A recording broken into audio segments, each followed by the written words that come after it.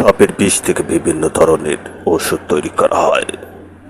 সাপের বিষে থাকা বিশেষ প্রোটিনগুলো মানুষের শরীরের জন্য মারাত্মক হলেও বিজ্ঞানীরা এই বিষের কিছু উপাদানকে ওষুধ হিসেবে ব্যবহার করেন।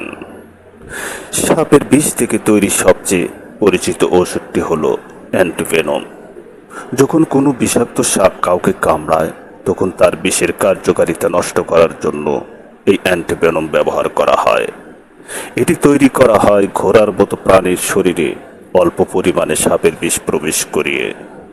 এতে প্রাণীর শরীরে সেই বিষের বিরুদ্ধে প্রতিরোধ ক্ষমতা তৈরি হয় এবং তাদের রক্ত থেকে সেই অ্যান্টিবডি আলাদা করে অ্যান্টিভেনম তৈরি করা হয়।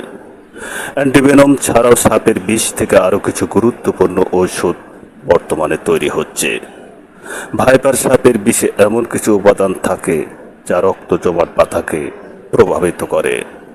এই উপাদানগুলো ব্যবহার করে এমন কিছু ওষুধ তৈরি করা হচ্ছে যা হিমোফিলিয়া বা অন্যান্য রক্তক্ষরণজনিত রোগের চিকিৎসায় সাহায্য করতে পারে। কিছু সাপের বিষে এমন যৌগ থাকে যা শক্তিশালী ব্যথানাশক হিসেবে কাজ করে।